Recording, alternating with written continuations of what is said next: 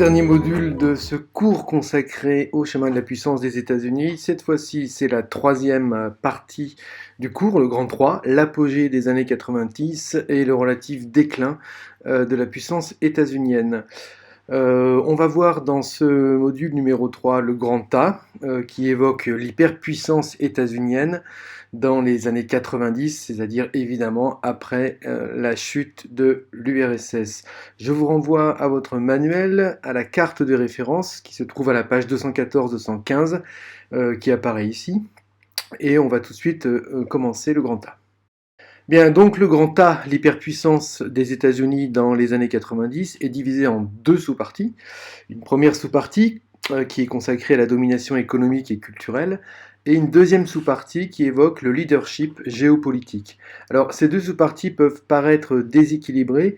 En fait, moi, je vous invite, dans la première sous-partie, la domination économique et culturelle qu'on va commencer tout de suite, à peut-être aller chercher des informations, en tout cas à alimenter cette sous-partie, avec des éléments qui se trouvent dans le cours de géographie qui sera consacré aux Amériques, et donc, bien sûr, aux États-Unis. C'est le cours de géographie qui suivra juste après celui-ci. Et la deuxième sous-partie, le leadership géopolitique, sera un peu plus importante. On va bien insister sur l'évolution et surtout sur deux concepts clés, unilatéralisme et multilatéralisme. Donc, petit 1, une domination économique et culturelle. C'est des éléments qu'on a d'ailleurs déjà vus aussi dans le cours consacré à la mondialisation. Tout d'abord, l'économie états-unienne, pendant cette période, va devenir de plus en plus tertiarisée, c'est-à-dire que auparavant, le secteur secondaire, l'industrie dominait, et puis c'est le secteur tertiaire, le secteur des services, de la technologie, qui prend un essor fulgurant. Et en termes de tertiarisation, les États-Unis dominent le monde dans les années 90. En gros, c'est les années qui représentent l'essor des géants du net. Donc la croissance états-unienne est portée par les nouvelles technologies de l'information et de la communication. On peut penser à Apple, Facebook, enfin tous les géants du net qui se trouvent dans la Silicon Valley. Et puis bien sûr les activités financières qui sont florissantes.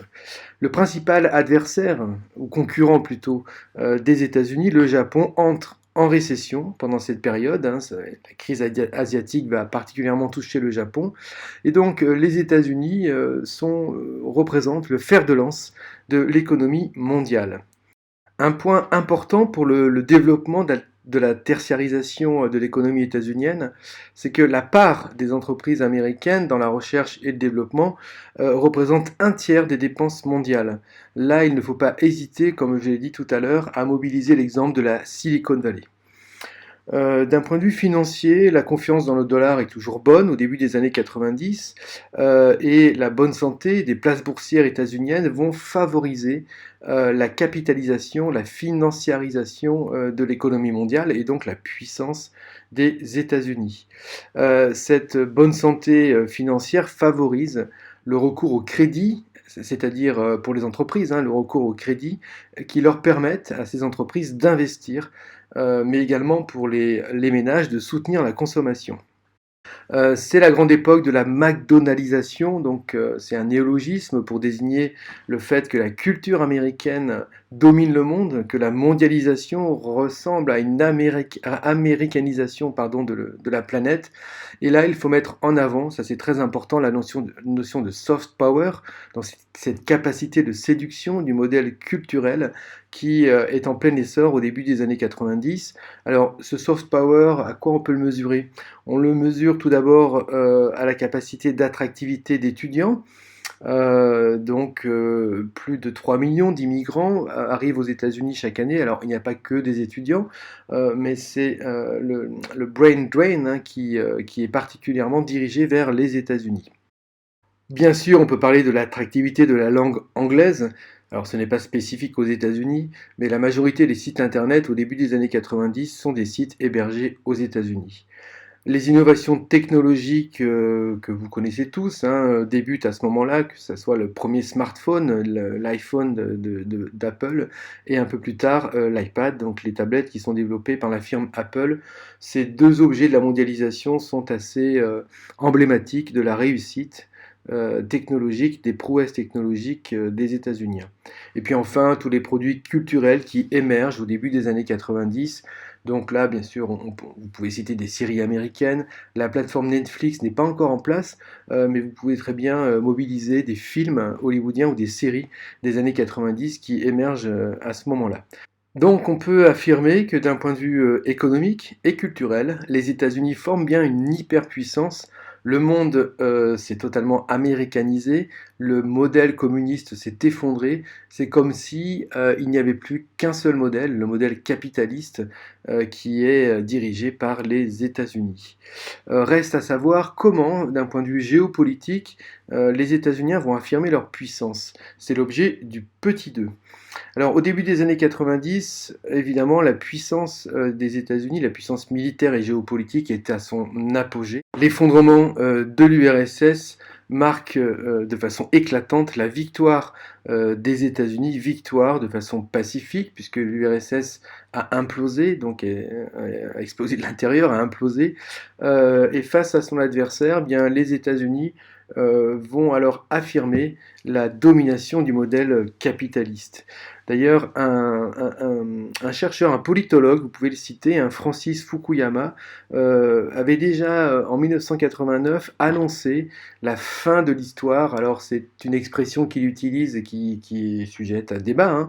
La fin de l'histoire, c'est-à-dire la victoire annoncée du capitalisme, du libéralisme sur toute autre idéologie, bien sûr sur le communisme, mais sur toute autre idéologie. Donc il a comme l'idée, au début des années 90, que le monde ne peut être gouverné que dans une forme ou dans un modèle libéral capitaliste.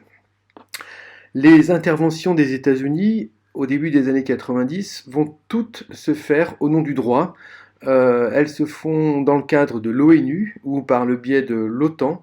On peut donc affirmer que les interventions de la Maison-Blanche vont se faire dans un cadre multilatéral. Donc, définition à maîtriser, le multilatéralisme, c'est l'attitude d'un État qui va privilégier la coopération, la discussion, et qui, pour toute intervention, négocie, rencontre, discute avec des institutions internationales. Sans doute, un des exemples, c'est la première guerre du Golfe, qui se déroule entre 1990 et 1991. Alors, un petit point de contexte. Pourquoi cette guerre? En juillet-août 1990, le dirigeant irakien Saddam Hussein va envahir son voisin, le Koweït, pour des raisons frontalières. Il estime qu'une partie du territoire qui est à la frontière appartient à l'Irak. Bon, en fait, cette invasion du Koweït correspond à la volonté qu'a Saddam Hussein de récupérer des sous-sols pétroliers. Donc c'est vraiment pour des raisons pétrolières que l'Irak envahit le Koweït. Face à cette invasion, ce sont les États-Unis qui vont réagir en premier et proposer donc une coalition dans le cadre de l'ONU. Donc là, il y a bien une validation, on est bien dans le multilatéralisme car les États-Unis ne partent pas seuls. Et cette guerre démarre le 2 août 1990, s'achève en février 1991. Et les États-Unis vont proposer à différents États de les rejoindre et près de 35 États du monde vont rejoindre les États-Unis. Donc c'est bien les États-Unis qui dirigent la guerre mais en compagnie d'autres forces armées. Alors rapidement les phases, hein, la guerre est divisée en deux parties, l'opération bouclier du désert, Desert Shield, au cours de laquelle les troupes états-uniennes vont se préparer à en fait la phase d'attaque, la phase de combat, Desert Storm, la tempête du désert, vous remarquerez mon accent anglais, absolument formidable. Donc cette phase de combat commence avec un bombardement aérien et ensuite l'assaut terrestre qui va s'achever par la défaite de l'armée irakienne. Donc un petit bilan de la première guerre du Golfe menée par George Bush, père. Trois éléments. Le premier élément, c'est la poursuite de l'idéologie d'interventionnisme des États-Unis. Deuxième élément, le multilatéralisme qui, à l'époque, est vraiment la ligne directrice du gouvernement états-unien, et puis bien sûr la capacité militaire, le hard power, la capacité qu'ont les États-Unis de se projeter, d'intervenir sur n'importe quel théâtre d'opération de la planète, n'importe quel continent ou sur les océans. Cette première intervention états-unienne après la guerre froide, donc post-guerre froide, peut être considérée comme une sorte de nouvel ordre mondial, un peu comme disait Wilson, hein, avec les 14 points qu'il a développés en 1918. Un nouvel ordre mondial, cette fois-ci voulu par George Bush. Je vous renvoie à son discours à la page 221. Ce texte est intéressant, je ne vais pas trop le développer ici. Je vais vous donner quelques pistes. Je vous encourage à lire ce document qui pourrait très bien être un document d'étude de documents pour l'épreuve finale. Donc pour Bush, la confrontation Est-Ouest n'existe plus, hein, la guerre froide est terminée. Il annonce un nouvel ordre mondial, comme il dit, hein, qui pour lui est une période historique de coopération. Donc là, il faut parler du multilatéralisme, il parle de coopération. Une période plus sûre, dans la recherche de la paix qui se fonde sur l'action concertée des Nations Unies. Donc on retrouve ici également des accents wilsoniens, toujours la recherche de la paix, avec l'action concertée de l'Organisation des Nations Unies, donc cette organisation chargée de la paix et du développement dans le monde. Donc ici on voit bien qu'on a un discours plutôt optimiste, un discours qui tente de mettre en place un ordre mondial, mais attention, sous la domination, sous le leadership des États-Unis. On est donc bien ici dans le contexte de la destinée manifeste. Il s'agit bien d'un ordre mondial qui recherche la paix et la liberté, mais les États-Unis se placent comme au-dessus, tout en accompagnant les autres États, mais au-dessus des États du monde. On est bien ici dans la destinée manifeste, même si l'extrait proposé ici ne le montre pas clairement. Ça pourrait être d'ailleurs une des limites du document de ne pas montrer suffisamment la volonté qu'ont les États-Unis de se mettre comme gendarmes du monde, un peu au-dessus des autres États du monde. Quoi qu'il arrive, le changement de président, avec l'arrivée de Bill Clinton en 1992, ne va pas vraiment modifier la donne. L'interventionnisme est toujours de mise, aucun retour, aucun repli vers l'isolationnisme.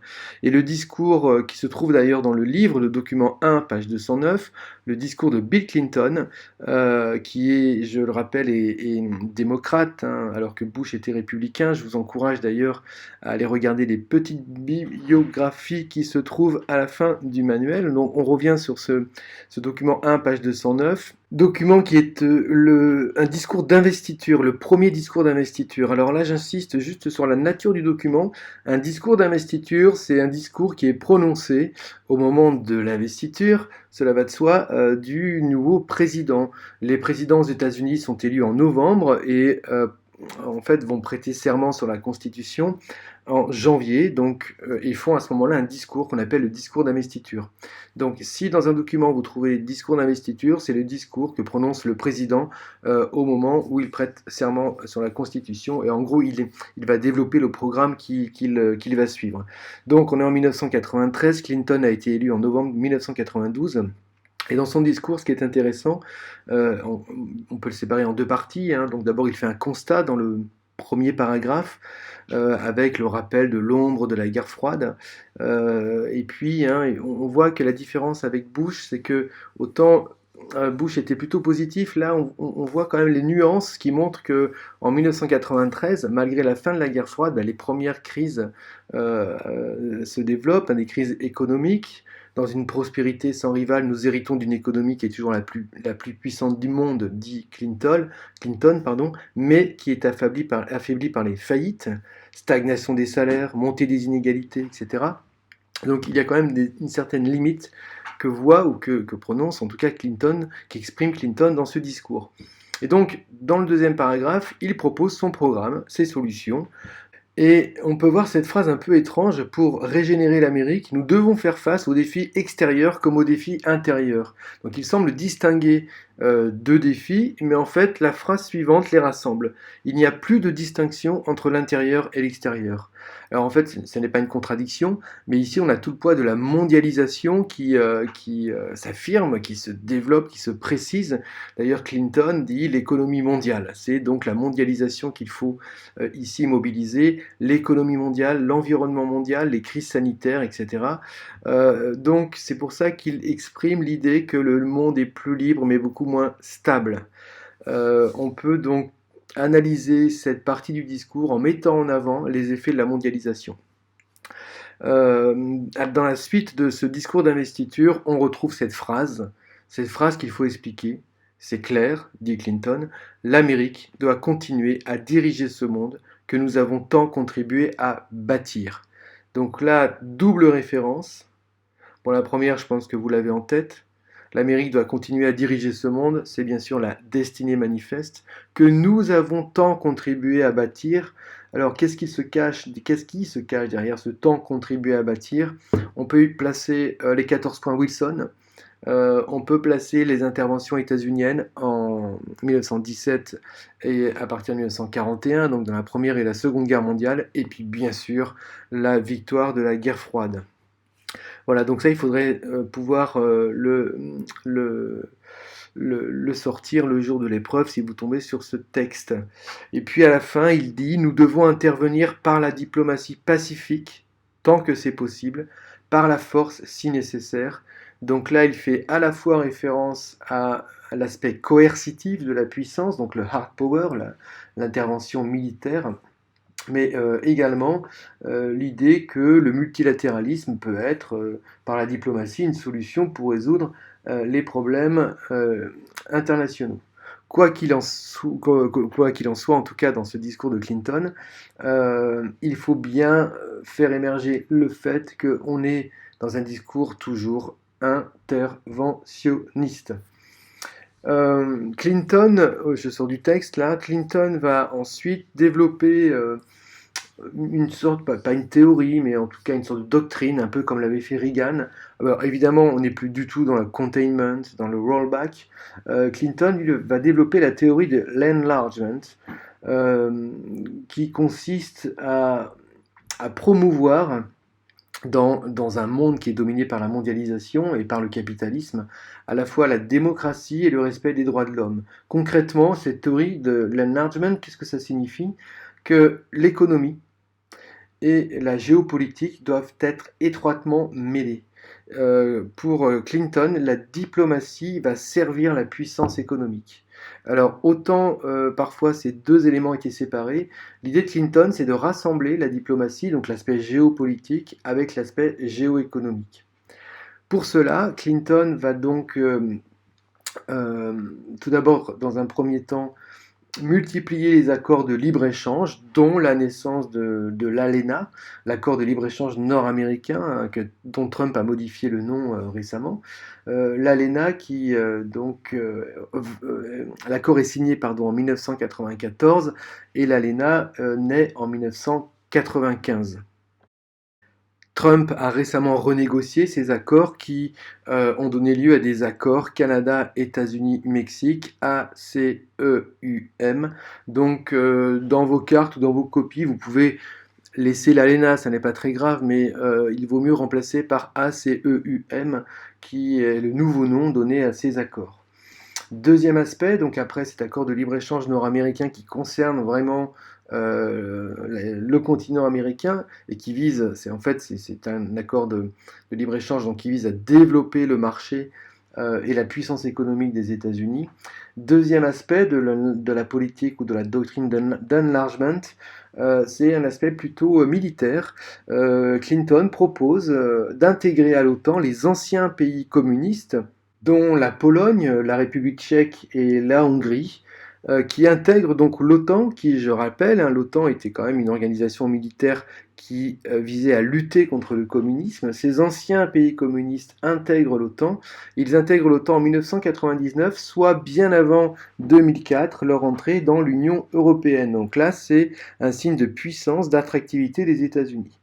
Troisième aspect, en 1995, suite à une guerre qui a commencé en 91 en Yougoslavie, la Yougoslavie qui a éclaté en 5 républiques, cette guerre qui a fait de nombreuses victimes. Au cours de cette guerre, il y a eu un génocide pas loin de Sarajevo, à Srebrenica, vous l'avez vu en première. Donc cette guerre en Yougoslavie, face à laquelle l'Europe n'a pas su parler d'une seule voix. L'Europe n'a pas su répondre, est intervenue, bien sûr, et les casques bleus sont intervenus, mais les diplomates européens n'ont jamais réussi à aboutir à un traité de paix. Et ce sont les États-Unis, donc c'est Clinton, qui en 1995 va réussir à faire signer un accord de paix entre les différents combattants, les différents belligérants. Et c'est ce qu'on appelle les accords de Dayton en 1995. Alors certes, ces accords, aujourd'hui, on, on en voit un peu la portée négative, mais bon, peu importe ici, c'est pas la peine de le mettre dans votre copie, hein. Ils n'ont pas réglé tous les problèmes, mais en tout cas, ce que montrent les accords de Dayton, c'est que il a fallu que les États-Unis interviennent dans un conflit européen. Donc ça montre la faiblesse de l'Union européenne en 1995. Et en parallèle, un petit peu avant, Clinton va déployer aussi toute son énergie pour tenter d'avancer dans le conflit israélo-palestinien. Il va réussir en 93 pardon, à aboutir aux accords d'Oslo, accords entre Israéliens et Palestiniens, les Palestiniens représentés par Yasser Arafat, donc président de l'OLP, l'Organisation de libération de la Palestine. Alors sur ces éléments, sur le conflit israélo-palestinien, je n'insiste pas ici, puisqu'on aura un cours spécifique lié au Proche et au Moyen-Orient. Ce qu'il faut retenir, c'est que ici, Clinton donc, tente de résoudre un problème crucial, un problème qui n'est toujours pas réglé d'ailleurs, et un problème qui existe depuis 1948. Donc petit bilan de cette pratique de l'enlargement, réussite dans le domaine économique, réussite dans le domaine militaire avec l'élargissement de l'OTAN, réussite aussi enfin presque réussite pour Israël, mais en tout cas réussite dans deux conflits majeurs des années 90, la guerre en Yougoslavie avec les accords de 95 et puis ces accords d'Oslo en 93 qui tentent d'établir une paix et en tout cas un programme de paix entre d'une part les Israéliens et les Palestiniens. Donc on peut affirmer que tout au long des années 90, l'hyperpuissance états-unienne, dans un monde devenu unipolaire, un monde, le pôle soviétique a disparu, hein, l'hyperpuissance états-unienne est quasiment sans contestation, hein, une hyperpuissance qui s'affirme au-delà et au-dessus des autres États. Mais le multilatéralisme affiché par Bush, mais aussi par Clinton, n'est pas sans contradiction. On n'est pas dans les espoirs de paix de Wilson, hein. Ce multilatéralisme développé par Bush et Clinton, bien qu'ils soient de deux partis différents, hein, là ils se retrouvent, peut être entendu comme la défense des intérêts propres aux États-Unis, hein. Par exemple, il n'y a pas d'intervention états-unienne en Russie dans le cadre du conflit en Tchétchénie. Donc la Tchétchénie qui est une région de la Russie qui réclame son indépendance et qui lutte contre les forces russes qui sont durement réprimées, hein. Les Tchétchènes ont été réprimés par les combattants, l'armée russe. Là, il n'y a pas d'intervention des états-unienne. Les États-Unis ne vont pas non plus intervenir, alors qu'ils le pouvaient avec leurs forces diplomatiques et militaires, intervenir contre la Chine pour le problème tibétain. Le Tibet a été envahi et incorporé à la Chine en 1950. On aurait pu penser qu'avec la fin de la guerre froide, les États-Unis, comme seule puissance, hein, auraient pu faire pression sur la Chine pour que le Tibet devienne indépendant. Et bien là, non, pas d'intervention et aucune volonté de la part des États-Unis, car ça n'était pas dans leurs intérêts. Et enfin, toujours dans l'idée que ce multilatéralisme est la défense des intérêts propres des États-Unis, on peut signaler que les États-Unis refusent de signer des traités internationaux. Là, on voit bien que les États-Unis se mettent au-dessus des États, hein. D'ailleurs, la décision de Trump de quitter les accords de Paris suit cet héritage. On peut prendre l'exemple du protocole de Kyoto en 1997 qui est signé par l'intégralité des États du monde, sauf la Chine et les États-Unis qui refusent de se laisser dicter des choix en termes environnementaux. Et en 1998, l'année suivante, le traité de Rome qui instaure la Cour pénale internationale n'est pas ratifié par les États-Unis qui, en termes de justice internationale, ne veulent pas être dépendants d'un traité qui les engagerait. Donc il faut bien se méfier à ne pas avoir une vision un peu angélique des États-Unis, hein, quand ils parlent de défendre des valeurs de liberté et de démocratie, c'est bien leurs intérêts propres qui sont mis en avant. Et cet État, donc le gouvernement états-unien, a toujours une vision très claire, hein, de ses intérêts, et n'hésitera pas à soutenir des régimes non démocratiques, des régimes autoritaires, que ce soit au Moyen-Orient, on peut citer au Proche-Orient, on peut citer l'Arabie Saoudite, mais aussi en Égypte. Les États-Unis veillent aux intérêts économiques. On ne peut pas parler de philanthropie, on est loin des accents wilsoniens. Donc pour terminer sur ce grand A, on peut donc affirmer, si on fait un bilan, que à la fois par le hard power, mais aussi par le soft power, l'hyperpuissance états-unienne s'affirme comme l'une des puissances incontestées des années 90. Et puis, au début des années 2000, mais déjà l'anti-américanisme commençait à résonner dans le monde, on assiste donc à cet événement dramatique, les attentats du 11 septembre, qui vont bouleverser la donne. Enfin, en tout cas, c'est la question qu'on peut se poser. Est-ce que les attentats du 11 septembre 2001 vont-ils modifier la donne aux États-Unis? Voilà, donc ce module 3 est terminé. On verra la suite et la fin du cours dans le module numéro 4. J'avais prévu éventuellement un exercice, mais je vais m'arrêter au quiz. Je pensais vous donner le texte de Clinton, mais j'ai tout dit dans le cours. Ça serait un peu une répétition. Je vous encourage quand même à relire le discours de Clinton, document 1, page 209 de votre livre, texte qui apparaît ici, ainsi que le discours de Bush, page 221 du livre, qui sont deux documents intéressants que vous pouvez approfondir, et n'hésitez pas à communiquer avec moi si vous voulez des précisions. Bien, donc à vous de faire le quiz et on se retrouve pour le dernier module.